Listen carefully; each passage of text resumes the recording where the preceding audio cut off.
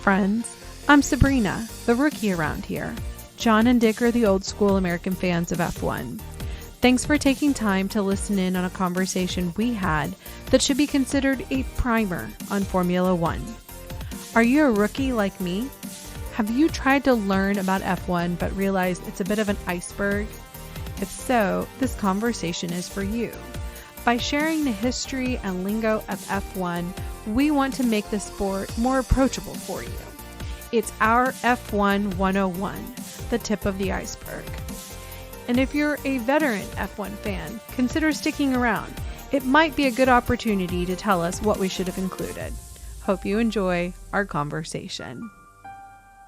Gentlemen, we have had a number of new fans to F1, and this episode is really for them. I don't think that veterans will not like this, but I think that they may find this basic. But for our new people, they want to know a little bit of the history. They want to know a little bit of the nomenclature and to sit in a room with people talking and to feel like they belong. I think having a F1 101 conversation would be really good for them. So John, I'm going to start with you. What is the history of F1 and why is it even called Formula One? Well, it's called Formula One because the cars, it's the top or the number one open wheel racing formula in the world. So it's called Formula One because that. Historically, the deep backstory on this is when car manufacturers began manufacturing cars, they did road tests to prove whose car was better. And these were done on open roads, and sooner or later, being men, they began to be races instead of just tests. And but actually, in 1946 is when we really began Formula car racing as we know it today as Formula One. Is there a reason why it's called Formula One? Yeah, it's been called variously Formula Libre or other things like that, but the cars are built to a specification. So the rules, like the manufacturers, the organizers get together, they establish a set of rules, and that is the formula to which the cars have to be built. Each team in Formula One, contrary to a lot of different formula racing or open wheel racing, each manufacturer has to build his own car. Each team has to build his or her own car. Okay, Dick, tell me, what is the championship all about? So the championship is basically two championships that get contested every race weekend. One's for the drivers and one is for the teams. And, to the driver goes the glory, but for the teams, it's a massive contest or really struggle every year against their opposition because each team has two cars being fielded. And obviously, it's very important for the teams to score well because there's so much money at stake for the Constructors' Championship. The points are awarded both to the driver and to the team. So if you win the race, you get 25 points. If you finish 10th, you get 1 point.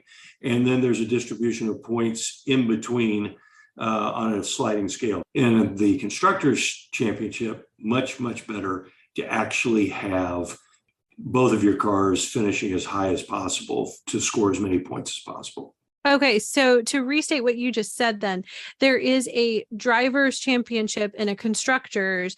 Both are based off of how that car performs in the given races cumulatively. Is that correct? Yeah, over the course of 22 races or however many we have this year. And so for the constructor to win, they would ideally have both of their cars with both of their drivers scoring pretty high. Correct. In every race. Okay. So Dick, tell me, John just mentioned there are other formulas. Help our listeners understand, what is the road to F1? So if you're a driver and you aspire to make it to F1, you typically start as a very young kid in karting. There's been several drivers who have started at the age of 5. When they reach a certain level of proficiency, and by the time they've got to be at least 14 years old, they're actually ready to move into full-size cars. So typically the next step would be what's called Formula 4. And Formula 4 is basically a scaled down, less powerful version of a Formula 1 car. And if you do well and you win races, win championships, You'll probably, attract enough backing to move into Formula 3, which is just a bigger, faster car, but not quite as big and fast as a Formula 1 car. And then ultimately you step into Formula 2, which is, another big step in performance, getting you closer to experiencing the performance of an F1 car. So it's really training, not only learning how to drive, but also learning how to set a car up, how to work with engineers, how to work within a team, those kinds of things. And it's as competitive as the F1 because the goal is to get to F1. Really top guys, they are desperate to prove that they belong in Formula 1. John, let me ask you this. We use the word the grid. What exactly is the grid? It's one of those terms that comes to use in sports where something practical just basically defines itself. When people line up for a race, they've qualified, and their qualifying position typically is laid out on a piece of paper, marking first and second in the first row, usually second, third and fourth in the second, and so forth and so on. And that basically is a grid of how they form up to start the race. Okay, so is it then that the two drivers get to sit side by side? It's based off of qualifying, and the drivers don't actually sit directly side by side. They generally line up a few meters back. So first has an advantage because they qualified first. Second, less of an advantage, but still an advantage over third. And they're equally spaced then all the way back through the rest of the grid. Okay, so then it seems like this question might be obvious, but I want to still ask it. Is this an individual or a team sport? Yes, you're right. It is both an individual and a team sport, because each driver is driving for himself. They do have to mind the fact that they're driving for a team, but if they don't beat their teammate, they're second, and none of these drivers want to be second in anything. But it's a team sport because, as Dick was mentioning, the manufacturer's championship is where the money is for the team.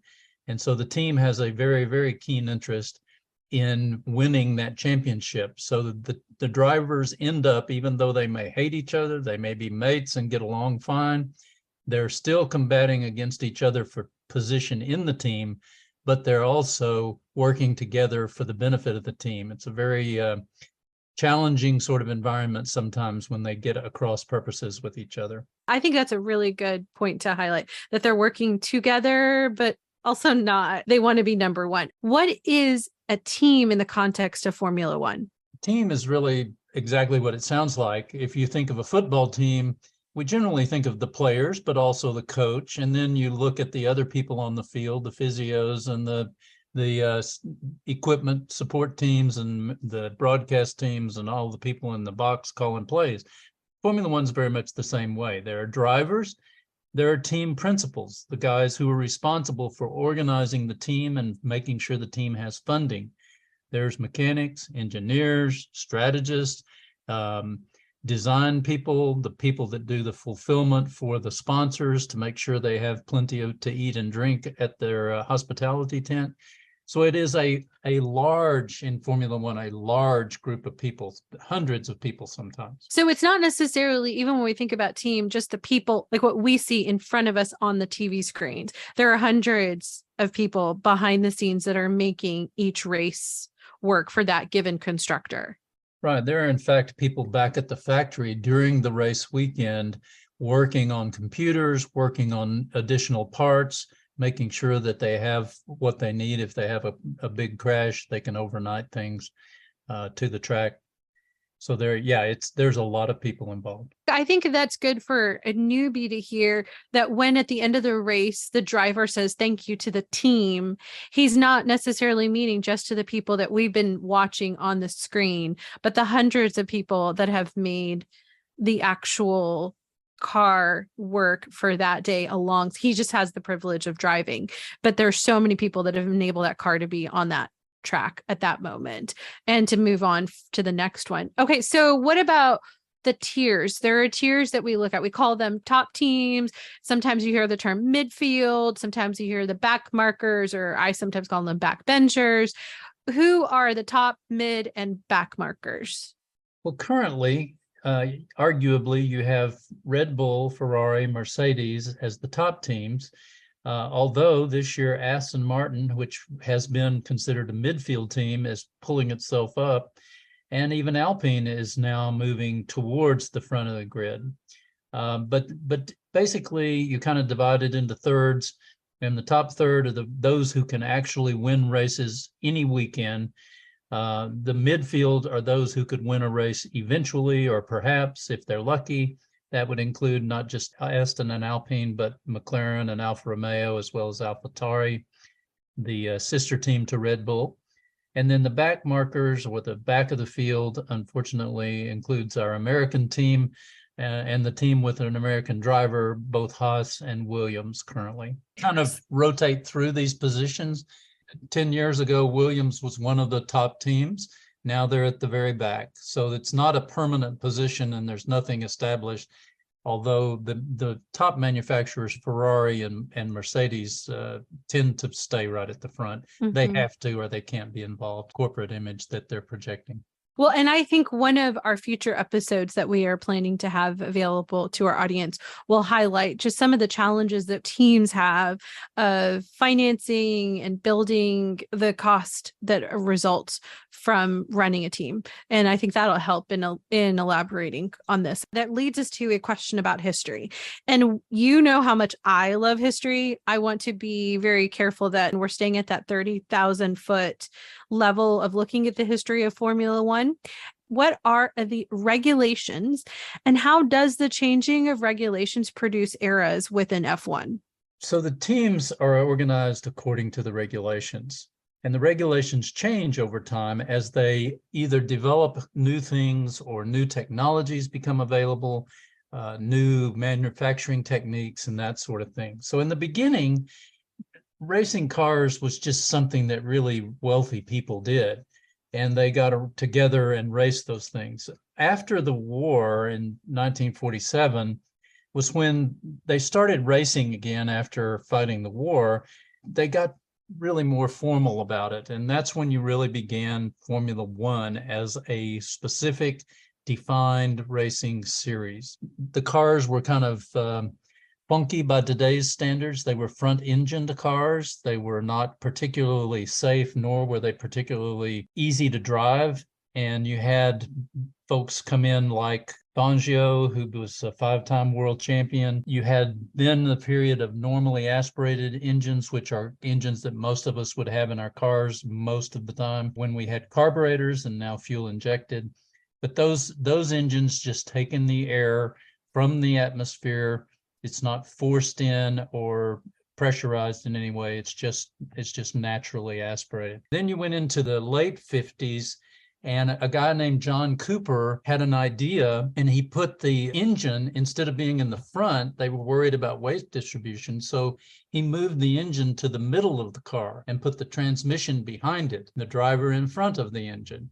And that just opened up a whole new world because the engineers got to change things and the drivers got to change things and the cars handled a whole lot better. In the 60s, that continued to develop. You then got the V8 engine, and Ford came into the sport about that time. And when they came in, it really changed everything for the next decade or two, because Ford essentially established a manufacturing facility with Cosworth, and that engine, anybody could go buy a Ford Cosworth DFV engine and stick it in their race car that they designed in their garage, really, and could go racing. And that was the beginning of a new era. Then you had in the 70s technology. That's when we really began to get technology, and Formula One began to be less of a elite sport in the sense that only a few people were aware of it. More people began to be aware of it. It began to be televised, at least in Europe, and rarely and on occasion in the US. But when that started happening, well, then not only did the technology drive the cars forward and make them interesting, but the drivers became rock stars. And they were sexy, they were playboys, they lived gregarious lives and were very much envied by many young men, including myself when I was at that age. But they moved on then, and the costs began to escalate. And when the cost escalated through things that they developed, like turbocharged engines, well, when they came in with turbocharged engines, they produced the same size engine would produce 150% or more of horsepower as the naturally aspirated engines. It got real expensive and they got into a race about that, and things began to escalate. So they figured, well, we need to slow this down. About this time, a guy named Bernie Ecclestone got involved, and he began trying to figure out a way to afford to run his racing team, which was called Brabham. And he began to organize the sport around commercial success. And he started selling sponsorship and organizing the organization of Formula One into a group so that they would have leverage to be able to go to the track owners and promoters to get a better deal financially. And that changed things, brought in more money, which led to more development. And you eventually get to the place where we changed things back. Turbocharging was there. You got into the 70s, sort of, you ended up with the fuel embargo. So Formula One then, over the next decade or two, began to be fuel conscious. So you got into, instead of being able to run as much fuel as you wanted to, they had pit fires that burned people, and that was not very good for television or for the sponsors. So they started safety, fuel mileage, less fuel in the car, and eventually we get to the place where safety really does drive things, and we come to the halo concept, which everybody sees, the funny little thing up in front of the driver and above his head. That's called a halo, and that was a safety feature that got in place, sadly, after one of the drivers was killed when his head was impacted. So are there any names that, as a new fan, they should be aware of? I asked that question knowing that one name that I would make sure, if you are a new fan, to go read and watch about is Senna, and we've mentioned him on many of our episodes, but are there any others, John? Oh, there are many notable names through the sport, and some of the more prominent ones, there have been movies made about Niki Lauda and James Hunt. So that's something that our fans should look into.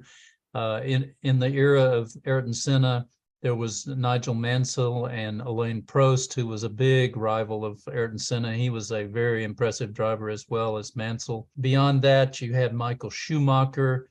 There were several others who were really competitive with him. Jenson Button, I think, was another one who was noteworthy. But those are names that all of our fans should really become aware of if they want to know more about drivers whose personalities and achievements have been writ large in the sport. This is good. I think you did a great job with a very challenging thing of condensing that much history into a handful of minutes. Dick, we're going to have almost just as a complicated request, which is, what about the technology side of F1 cars should they know about? There are a lot of terms. So what is the engine, the power unit that we sometimes also call it? These days, you have engines that are hybrids. You've got the ICU, or internal combustion unit, and then you have attached to that the hybrid unit itself that basically takes energy that would otherwise be wasted and converts that into electricity, where then a battery, at the various simplest terms, is recharged by the hybrid unit,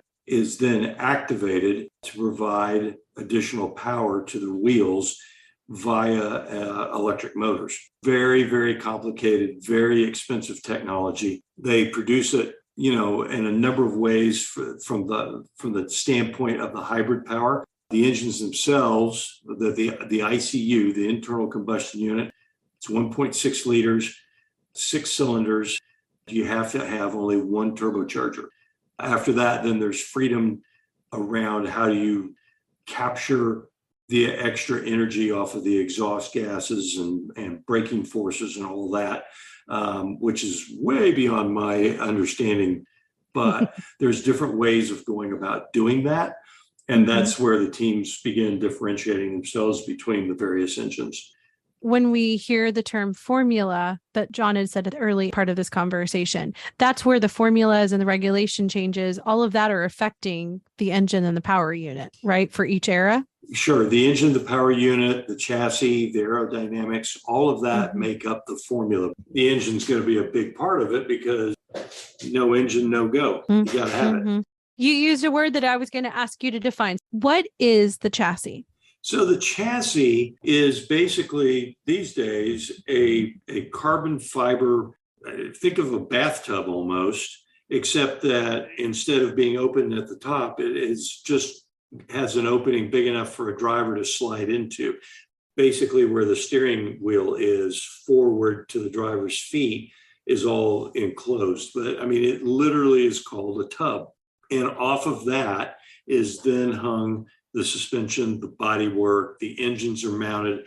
Within the tub, there is a compartment that fits behind the driver's back, but in front of the engine, and that is where the fuel is held. There's a fuel cell that is a rubberized cell, basically, that then fits inside this very highly protected area, because obviously what you don't want to have is a crash and have that fuel cell punctured, because leaking gasoline on a hot engine results in a fire. That is to be avoided at all costs. So the chassis does a lot of different things, up to and including protecting the driver in case of an accident. How does that integration happen between the engine, power unit, and then the chassis? Great question. Really, you kind of have to think about it as the tub, the engine and power unit, and then the transmission or gearbox, as it's also known.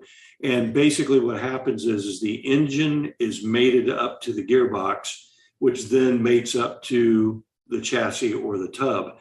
But what's interesting is that the engine and the gearbox are what are called stressed members. In other words, they actually, when they get bolted up together and then attached to the chassis itself, they all become a part of the chassis. So the engine and the transmission are actually doing double duty. You know, the engine's producing power, the transmission is delivering that power to the ground, but it is also the thing that, like, the rear suspension is mounted to. The body work attaches to the engine and the transmission. All those things go together to make a full unit. You'll notice that, like on the rear wing, that rear wing's got to attach to something. Well, it attaches to the very back of the transmission. So they all integrate together. Okay. And then that comes from not only, I guess, the weight limits that they're under, but just also maximizing the dollars and making sure that also you're as efficient as possible. I definitely want to do that because you want the stiffest chassis possible. You don't want it to be able to twist. Obviously, getting an engine to twist would be very difficult, right? So they're like the engine blocks, the casings of the transmissions, incredibly strong, very lightweight, but incredibly strong. Are there any special electronics that are related to the car? Yeah, there's all sorts of electronics that are involved. You have telemetry coming off the cars as they are on track. Obviously, the people back in the garage are looking at that telemetry coming off the engine and all these different data points, you know, pressure sensors, that sort of thing. Not only in the garage, but back at the factory, right? In case something were to go wrong with an engine or something, they can spot it. But then the driver has certain controls that he can be using to dial in perhaps more bias in the differential. Let me interrupt you. When you say the bias in the differential, meaning the tires? The differential that is basically putting the power into the tires. You think about a car going around a corner, the outside rear tire has to rotate faster than the inside rear tire. Otherwise, you would get horrible tire scrub from that inside tire. And so what a differential does, allows that outside tire to either speed up or slow down, depending on the characteristics of the corner. And so sometimes you'll see the driver sitting there going down a straightaway and he's fiddling with a dial on the steering wheel. And what he's doing is he's actually dialing in a different map on the differential because there's a completely different style of corner coming up. And so he needs a different handling characteristic. He can also dial in the mapping on the engine. So, you know, maybe he's doing really well conserving fuel and now it's time to go. So you dial in the ability to burn more fuel. Well, more fuel, more bang, more power, you know, one of those kind of deals. So there's all sorts of things at the driver's disposal that he can be adjusting that's relatively new to the sport. Certainly back in the 70s and 80s, you really didn't have much of that.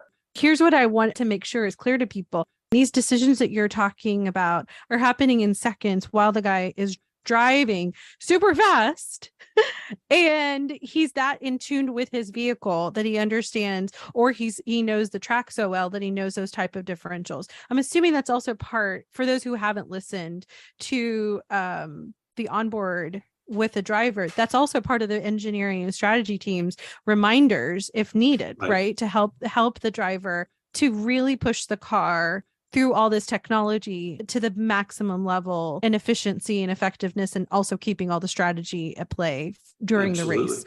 We hear the term aerodynamics. Yep. Can you explain that a little bit? Today's cars have what are called ground effects, and basically running down each side of the car is a tunnel that if you were to go and look at it, if you could see a cross section of it, that tunnel is actually shaped like an upside down airplane wing. And so what it does is that the faster the car goes, it relies on something called Bernoulli's principle, which says that when a liquid or a gas speeds up, it actually exerts less pressure. And so the whole idea is to have a situation where you're able to go and have the airflow going underneath the car to actually create a vacuum, basically, that goes in underneath that car.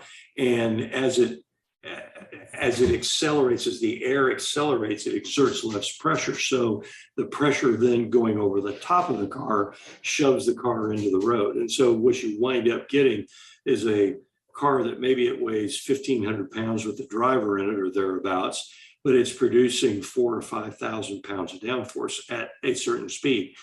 The basic thing is that these cars produce so much downforce through their aerodynamics that you could actually go and just drive them upside down and the car wouldn't really know the difference. Wow.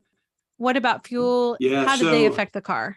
Well, this is one of those deals where every team has their own philosophies about, fuel and lubes and all that sort of thing. It's dictated by the teams that actually manufacture the engines, right? So that's going to be, Renault through the Alpine, and Mercedes with their various teams, Ferrari, and basically Honda, another one. That fuel, even though it is gasoline, it is a highly specialized gasoline that can deal with the immense combustion chamber pressures that they're getting off of these engines, because you have a 1.6 liter engine, single turbocharger, you got the hybridization. All those combined make 1,000 horsepower or thereabouts. So you're getting enormous amounts of power out of very, very small engines. To do that, you've got to have fuel that's, just the side of rocket fuel, I think. Well, so the next question, John, is what is the cost cap and why does it exist? Cost cap is just exactly what it sounds like. It's a cap on how much money a team can spend on certain things. And the reason it exists is so that the teams will at least have some level of parity. Unfortunately, some teams are much more effective, or for reasons such as Ferrari is a very attractive brand.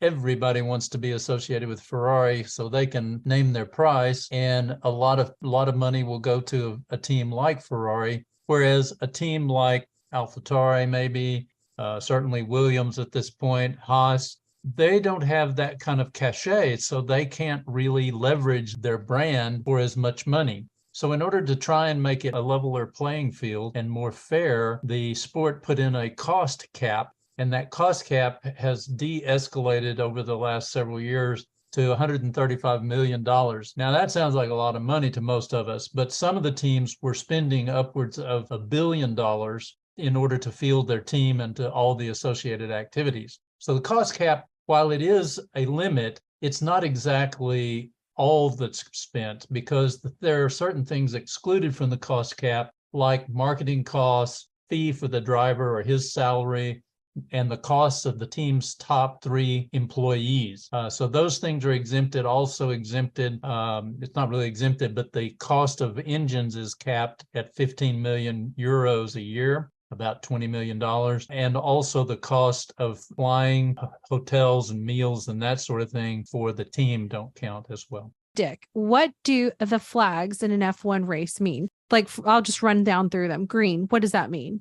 Green and flag, it means two things. One, it's the start of the race, but it also means that the track is clear and it is available for racing. Yellow. So that means that something has happened. There's a hazard on the track, somebody's crashed, or a part's fallen off the car. Maybe there was some incidental contact between two drivers, and some carbon fiber end plates are now laying in the middle of the track, and they constitute a hazard. So you may have what's called the local yellow, which means that you can't pass for a certain specific distance. Usually it's a corner or two. Or you could have a full course yellow, which would mean that you can't pass anywhere. But it all has to do with basically protecting the safety crews and whatever, if you have a stalled car on the track or whatever, is protecting all of that, as well as the drivers that are still racing to keep everybody at a more safe and sane speed. Red flag. Yeah, so the session's just been suspended because whatever happened, the crash or whatever, has required so many safety vehicles, so much cleanup. They've just got to stop the race because it's just not safe for the cars to be on track, both for the cars and for the safety personnel. Blue flag. Blue flag is shown like if you're getting lapped by the leaders, the blue flag will come out and will let you know, hey, a faster car is approaching. Be looking in your mirrors because they're coming through. Okay, you used a lingo, being lapped. What does that mean? It means you're going slow enough that the leaders have actually gone all the way around the track and are now passing you and putting you a lap down. So the leaders may have done 20 laps, but you've already done 19. Okay. Unfortunately, in my own racing, that is all too well known. We'll leave it at that. We'll leave it at that. White flag. So it can mean a number of things, depending on the kind of circuit that you run. White flag can mean it's the last lap of the race, or it can also mean that you have a slow vehicle ahead. Usually it has to do with a safety vehicle. The white flag in the context of a safety vehicle is what is used in Formula One. Checkered flag. Yeah, checkered flag. Everybody associates that with winning, but actually what it really means is it's the end of the session. And you just said safety car. What exactly is a safety car? And how is that different from a virtual safety car? So the safety car is a regular sports car. It's either produced by Aston Martin or Mercedes. It just depends on which race, but it's fully outfitted with all racing seats and racing suspension, and basically is a rapid response vehicle in case there's an accident. You'll notice the safety car on the first lap of any Grand Prix. The safety car comes behind the field, driving as hard as they can to stay somewhat close. In case there is an accident, they have a doctor in the car. The doctor can jump out and administer first aid probably faster than anybody. But in the case of a full course yellow, you could put the safety car out and they'll be going around the track at a much slower rate of speed. And the race cars themselves have to be stacked up behind the safety car, who will then drive however many laps are needed to clear up whatever needed to be cleared up off the track.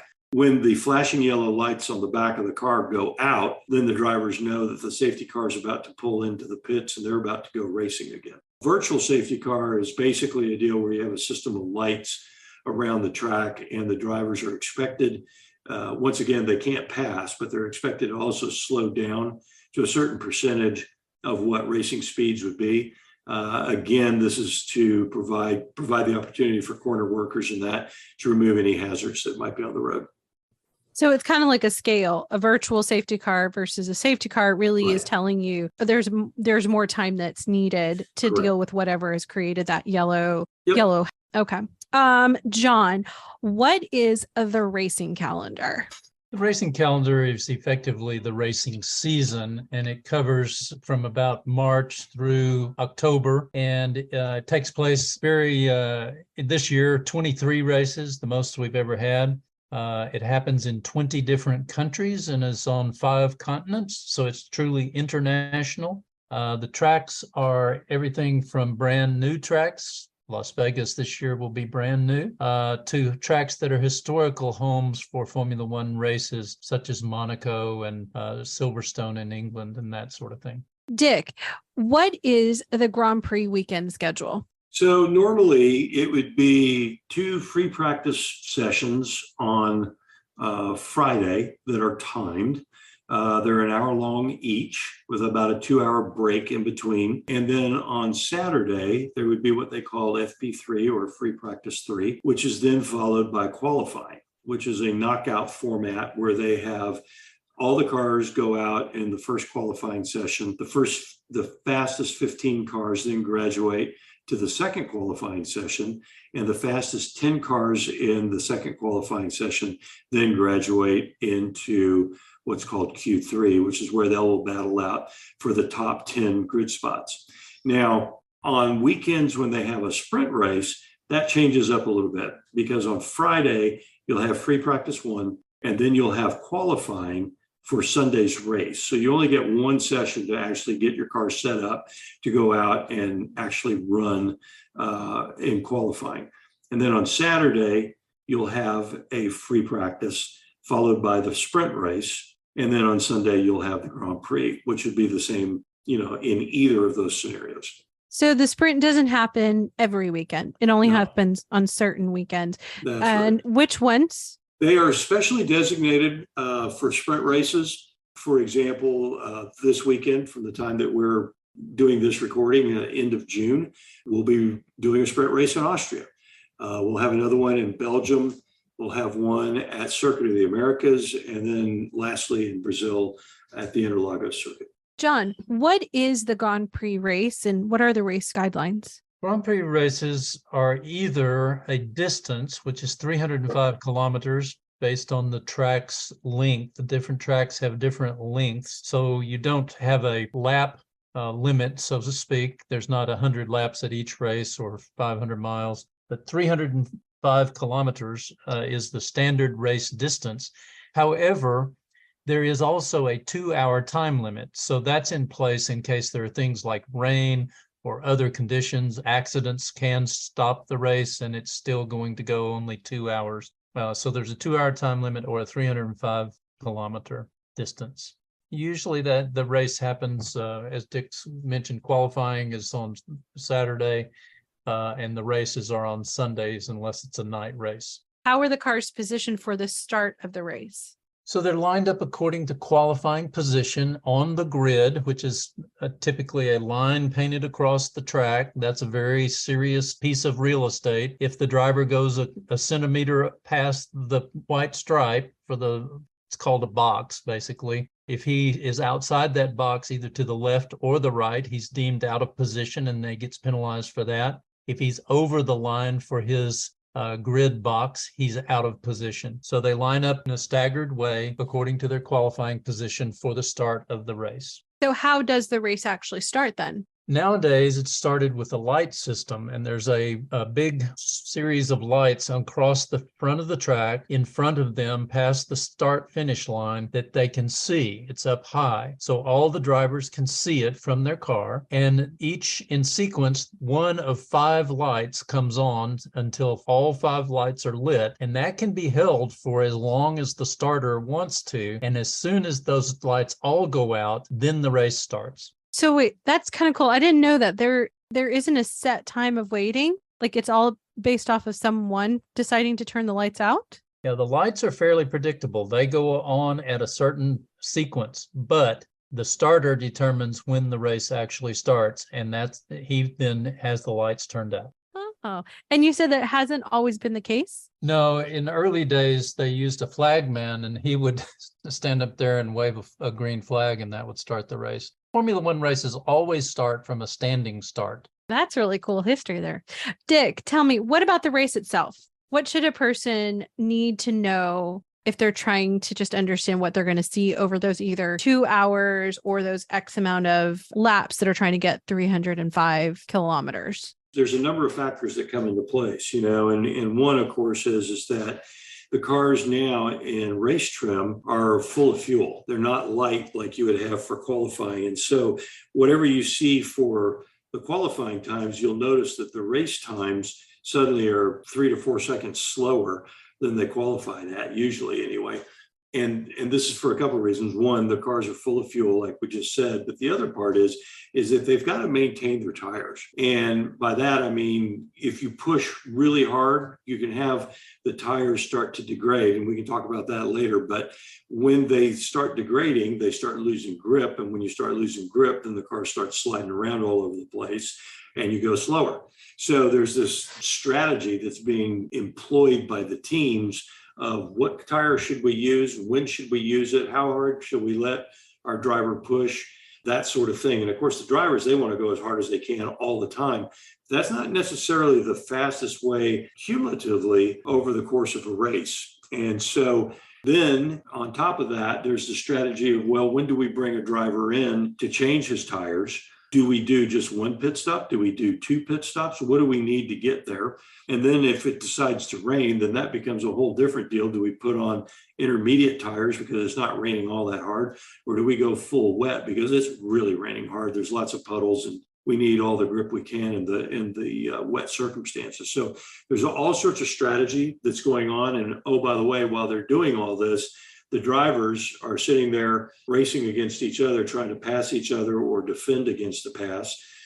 There's this thing called the DRS, which is called the drag reduction system.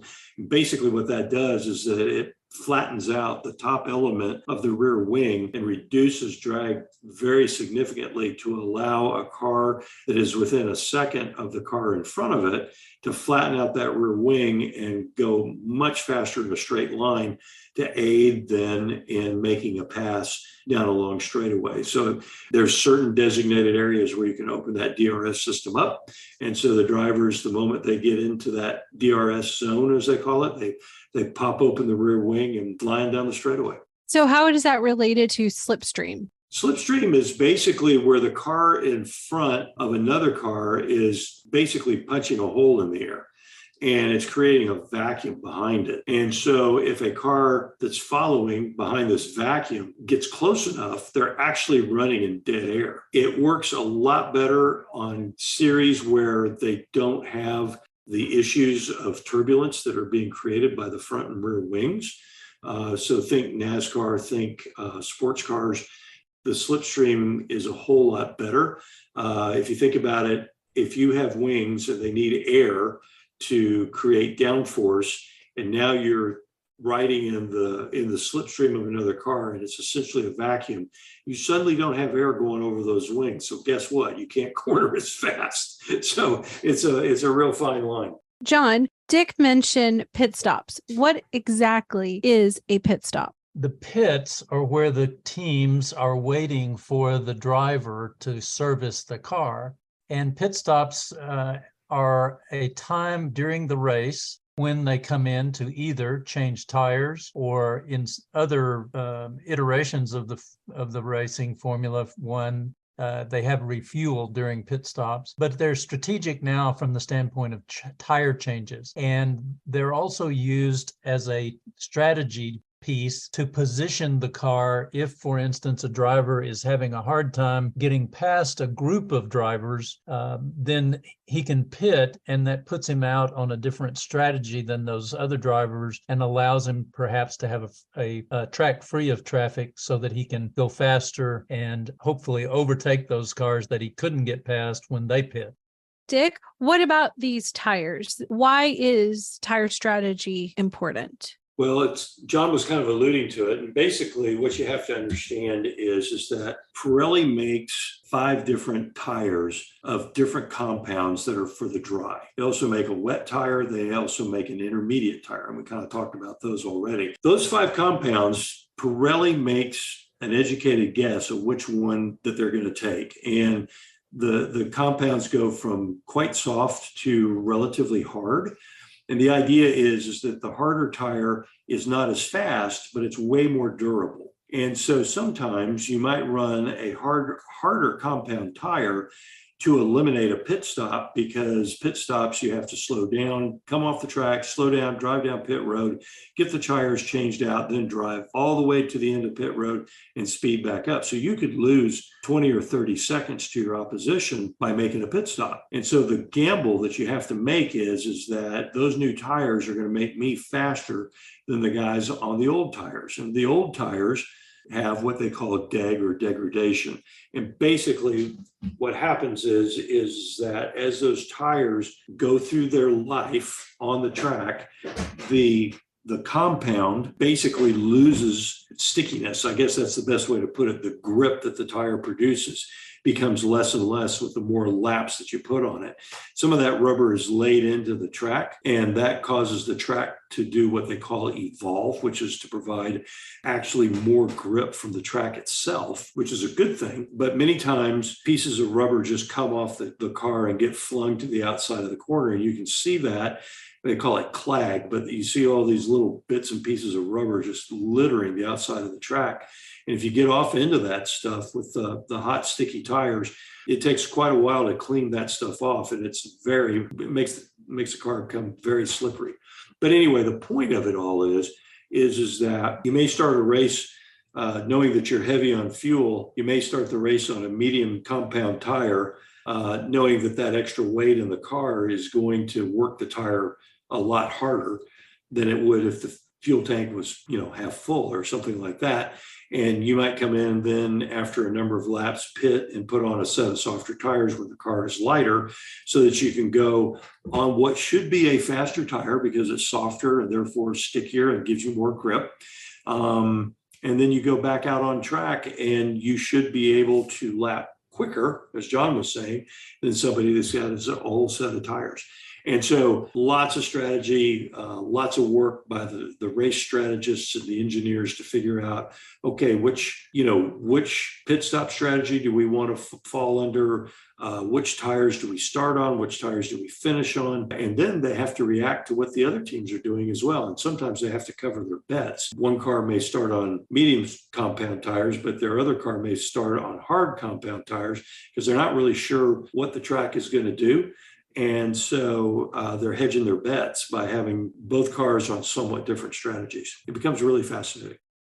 Yeah. I mean, I think that's the part when we watch it, you're excited to hear the terms box come in. And when you hear weather's on the horizon, all of that can affect what you both have just shared when it comes to pit stop, tire strategies. What about the drivers for 2023? Who are they specifically, John? Well, I'll cover this in three different sort of breakdowns of it. First of all, there were three drivers who changed teams in between seasons. So Fernando Alonso went from Alpine to Aston Martin.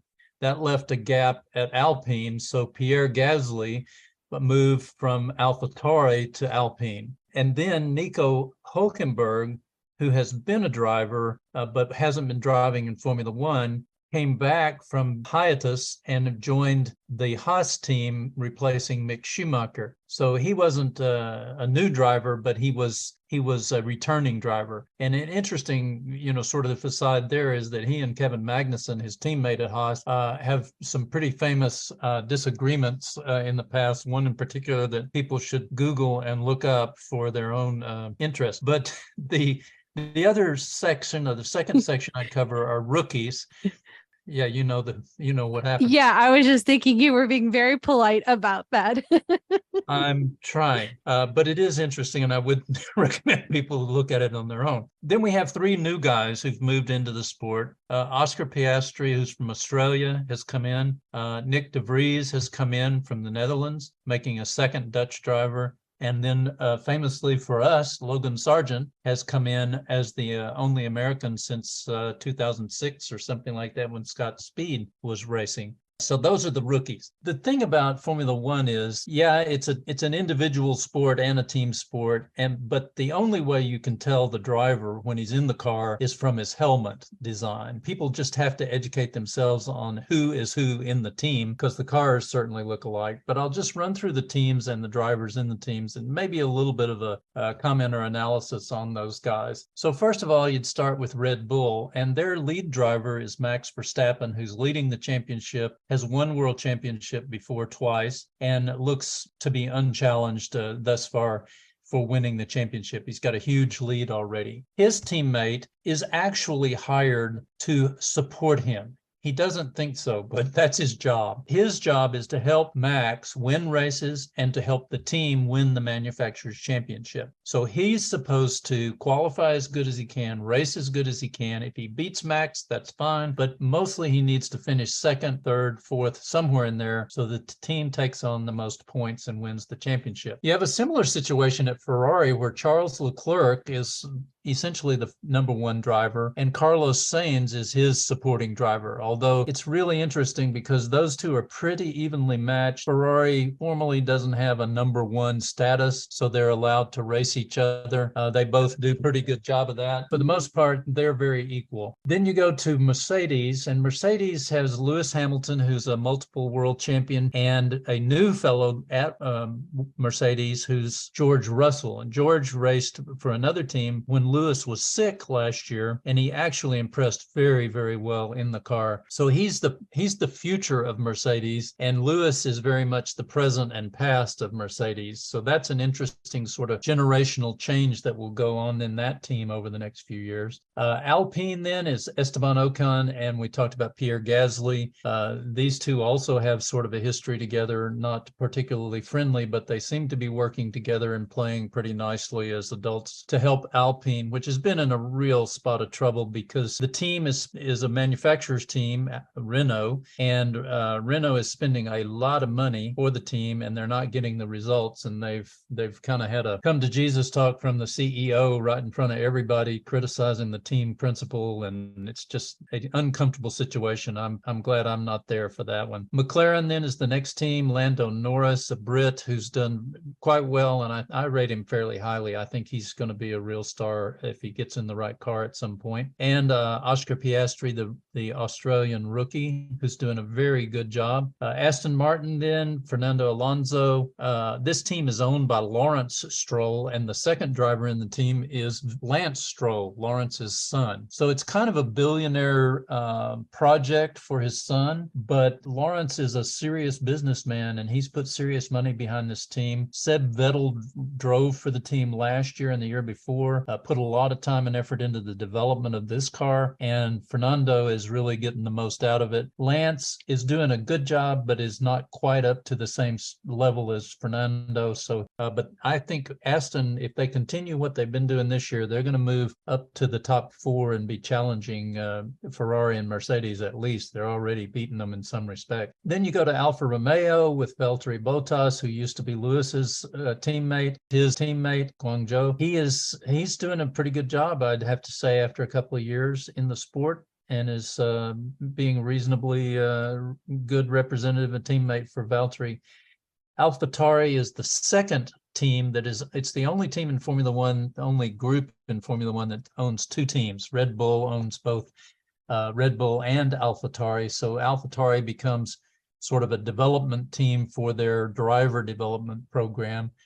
And that's where you get Yuki Tsunoda and Nick DeVries in there. Haas then, Kevin Magnussen, Nico Hulkenberg, and these guys are running towards the back of the grid. The car just doesn't have the design that it needs to be competitive, nor does the Williams at present with Alex Albon and finally with Logan Sargent. There is some hope for Williams. I think they've recently signed James Voles, who's the team principal now, and he's beginning to make his presence known and is going to be, over the next 2 years or 3, making significant changes there that should see Williams, if they're going to be able to kind of reclaim their former glory, it probably will be because of Val's presence and efforts in the team. Just a quick follow-up. Alpine, they're an all-French team. Yeah, they are now. Alpine being a Renault performance brand, and then both of their drivers are from France, Ocon and Gasly, which is an interesting sort of national situation. It has occurred in the past. It doesn't occur too often unless it's a British team, because most of the Formula One teams are based in England, and therefore occasionally you'll have two British drivers in the same team. But most of the time, you only have you don't have two drivers of the same nationality in a team of that same nationality. Okay, earlier you referenced Haas as an American team. Could you elaborate a little bit on that? Yes, I will be glad to do that. Haas has been in Formula One for maybe going on 10 years now, something like that. Haas is a famous racing name because of the Newman Haas racing team in the United States. Gene Haas, the head of the company that manufactures CDC machines, computer design and computer driven manufacturing machines, he sells those machines, and he basically uses Formula One as a demonstration platform for his machines and to build the market in Europe for his machines. And so he does want to win. He's a winning kind of guy. You don't get in Formula One to be a loser. The team is a sister team of Ferrari. It came in very uniquely as a team that would buy their parts, as many as the sport would allow them, from Ferrari directly instead of manufacturing every single component. So they're a little bit unique in that regard, and they're a marketing tool for Gene Haas business principally, and then a racing team, in my opinion, second. Okay, that's great. Dick, why don't you take us home? I got 4 questions. I'm going to do rapid fire. Okay. How does the race end? Like, specifically, what happens? How are points allocated? Who gets the prize money? And what happens at the end of the year championship? Sure. So race ends. Obviously, the checkered flag falls on the car who covers the race distance in the fastest amount of time. And once the checkered flag falls, then everybody receives the checkered flag as they cross the start-finish line. The top 3 drivers then will go onto the victory podium to receive their trophies for the race. There will also be a representative from the team that produced the winning car, the first place car. Could be an engineer, could be a strategist, could be a mechanic. But they will also receive the constructor's trophy for that particular race. So that's kind of how it happens. The trophies are usually handed out by dignitaries from the country that is being represented. For example, for Monaco, you're going to have somebody from the royal family of Monaco presenting the trophies, that kind of thing. The points are allocated. We kind of talked about that before. First place for both the Drivers' Championship and the Constructors' Championship pays 25 points. Then there's a sliding scale so that when you get to 10th place, that only awards 1 point. Those points are totaled up at the end of the year, and that is what establishes where you finish as a driver in the Drivers' Championship or where the constructors finish in the Constructors' Championship. The prize money is distributed primarily after the season is over with, because the big chunk of the money that does get distributed is off of the various TV rights and other commercial rights that are then distributed among the Formula One teams based on where you finish in the championship. Prize money for the drivers, that oftentimes depends on where somebody's contract lands. Most of these guys will have some sort of a bonus structure put in based on, hey, you get a race win, you get X number of dollars, or you win a world championship, you get X number of dollars, those kinds of things. The prize money, though, for the most part, unless there's something in the contract that reads otherwise, that typically goes to the team, and then the team allocates it to their drivers based on whatever the contract says. And then at the end of the year championship, everybody gets together. It's usually in Paris. The world champion gets, his world champion trophy, and the team principal usually will receive the trophy for the team that won the constructors championship. By that time, new cars are already well underway. in construction back at the factory, and it won't be too long before they get ready to start it all over again. That's great. Let me do one follow-up. Fastest lap. Does that get any kind of points? Yes. Yeah, 1 point for fastest lap. Oftentimes you'll see a driver get pitted. They know that they can't win. They know that they can come in. They're far enough ahead of whoever's behind them. And it's right towards the end of the race, so the car is light on fuel and all that. It's almost like a qualifying sim. So they'll come in. The team will throw on a set of the softest tires available for that particular race and tell the driver to just go for it. And so he'll go out and do his best to crank out the fastest lap in the race and collect that extra point. John, I got a question I think we should have asked earlier, but I think it's good to ask now, which is, what is Parc Fermé? It is a area that's designated for the teams. In some cases, all of the cars, but at the end of the race, at least the top 3 cars, and the others are in a different area sometimes. But it's an area where when they're in Parc Fermé, it means that there can be no changes made to the car. Nobody can touch the car. It has to be left in a specific condition. The steering wheel has to be put back on the car. Everything has to be left in a one condition and not touched and not changed. The reason for that is when they finish the race, they go through a technical inspection or a technical inspection period where a team may protest, or where the winning team might be found to be underweight or in some other way in violation of the rules. And so that's a way to assure that the cars are left in the condition they were raced in or qualified in until the period of time is over. So that would be a time period, usually 30 minutes, or until the conflict that's raised is resolved. Okay, gentlemen, I think that has exhausted my questions that I hope will help any of our new fans of F1, that the next time they listen to a race, that they will feel better equipped to be in that room or be watching that TV and understand some of the terminology, to understand some of the history because of what we've been able to share with them today. Excellent job, and I look forward to our next conversation.